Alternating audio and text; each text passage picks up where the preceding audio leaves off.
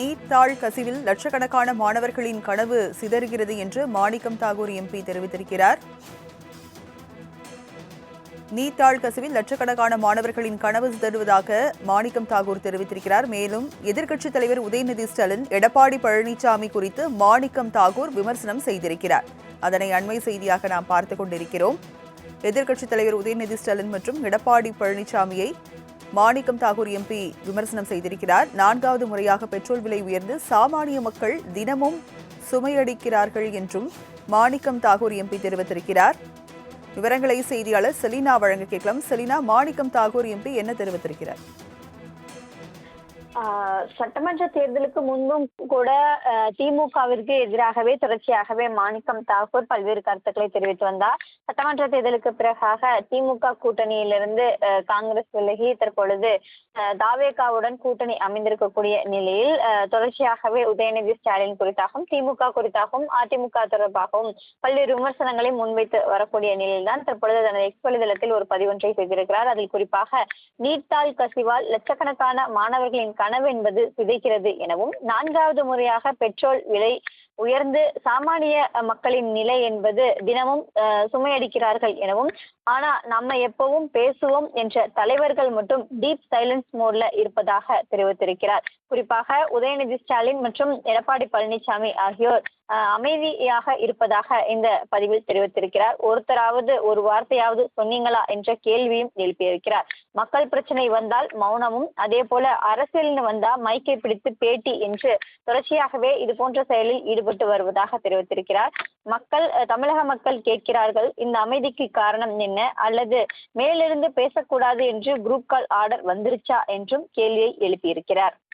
NEET தாள் கசிவில் லட்சக்கணக்கான மாணவர்களின் கனவு சிதறுகிறது என்று மாணிக்கம் தாகூர் எம்பி தெரிவித்திருக்கிறார்.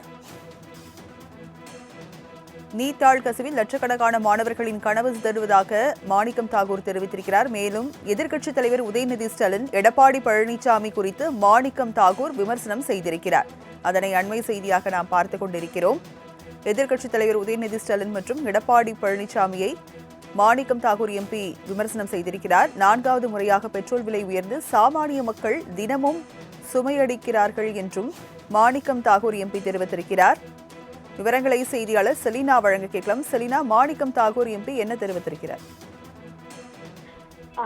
சட்டமன்ற தேர்தலுக்கு முன்பும் கூட திமுகவிற்கு எதிராகவே தொடர்ச்சியாகவே மாணிக்கம் தாகூர் பல்வேறு கருத்துக்களை தெரிவித்து வந்தார்.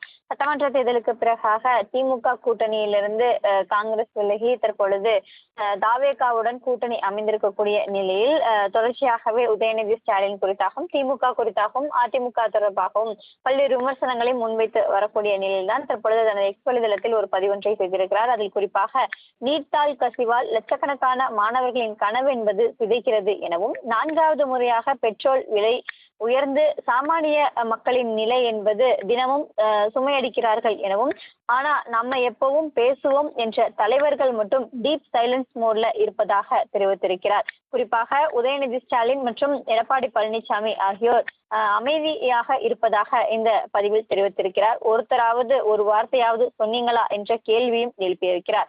மக்கள் பிரச்சனை வந்தால் மௌனமும், அதே போல அரசியல்னு வந்தா மைக்கை பிடித்து பேட்டி என்று தொடர்ச்சியாகவே இது போன்ற செயலில் ஈடுபட்டு வருவதாக தெரிவித்திருக்கிறார்.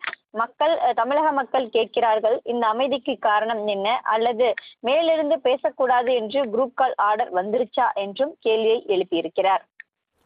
விவரங்களை வழங்கியதற்கு நன்றி செலினா.